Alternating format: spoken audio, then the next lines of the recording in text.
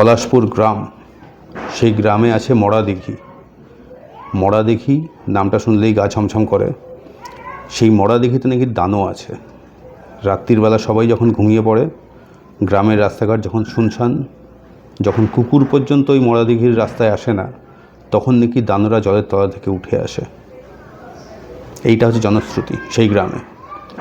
মড়াদিঘির পাশেই আছে হচ্ছে মতি পাগলির ঝুপড়ি। মতি পাগলি না ডাইনি সেটাও কেউ জানে না, কেউ উচিত নয়। পাগলিও হতে পারে, ডাইনিও হতে পারে, দুটো একসঙ্গেও হতে পারে। সে নাকি এই দানবদের ভোগ দেয়, সেই নাকি এদের বাঁচিয়ে রেখেছে বছরের পর বছর ধরে। এরও সত্যি মিথ্যে কেউ জানে না। আর সেই মড়াদিঘির থেকে কিছুটা দূরে আছে হচ্ছে মানিক মণ্ডলের মুদির দোকান। মানিক মণ্ডলের বয়স হয়েছে, সে ছেলে বৌমাটাতে সমস্ত কিছু দিয়ে তার 5 বছরের নাতিকে নিয়ে সে সুন্দর সময় কাটানোর চেষ্টা করে।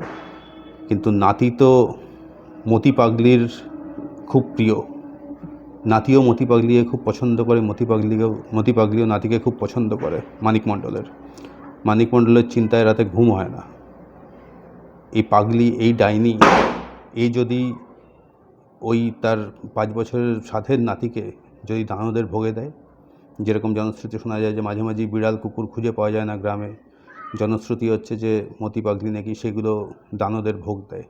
যদি তার নাতিকেও দেয়, মতি পাগলিকে তো থামাতে হবে। মানিক মণ্ডল চেষ্টা করে থামানোর, সেই কথাই ভাবতে থাকে। কিন্তু আসল সত্যিটা কি? সত্যিই কি ওই মড়াদিঘিতে দানও আছে? দানও বলে কি অ্যাকচুয়ালি কিছু হয়?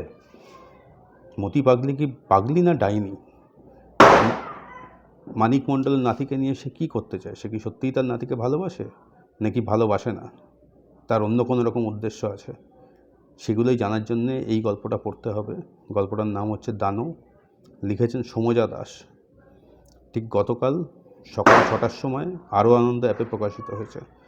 আপনারা আরও আনন্দ সাবস্ক্রিপশন যদি আপনাদের কাছে থাকে, আপনারা কিন্তু গিয়ে পড়তে পারেন। গল্পটা কিন্তু বেশ ভালো এবং আনএক্সপেক্টেডলি ভালো। বাংলায় এই ধরনের হরর স্টোরি কিন্তু খুব একটা নেই। বলা মুশকিল ভূতের গল্প না কিসের গল্প, সেটা বলতে পারবো না, মানে স্পয়লার হয়ে যাবে। আপনারা গিয়ে পড়ে দেখতে পারেন। অবশ্যই দেখবেন, আমি অনুরোধ করব, কারণ বাংলায় এই ধরনের গল্প কিন্তু খুব নেই। ছোট গল্প, খুব একটা বড় নয়। এটাই হচ্ছে গল্পের ব্যাপার।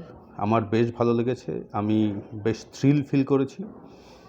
এবং এটা হচ্ছে লাভক্রাফটিয়ান হরর।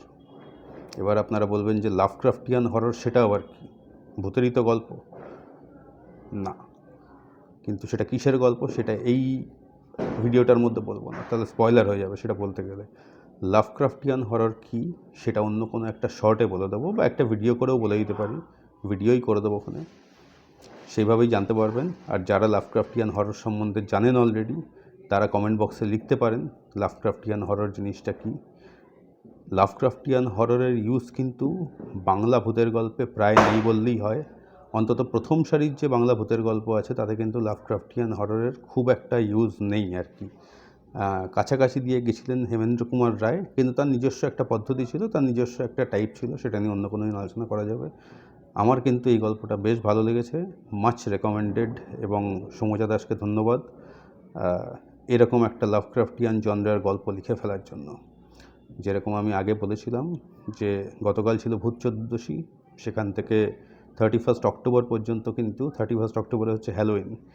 এই গতকালে আমরা কোনো ভূতের গল্প আনিনি।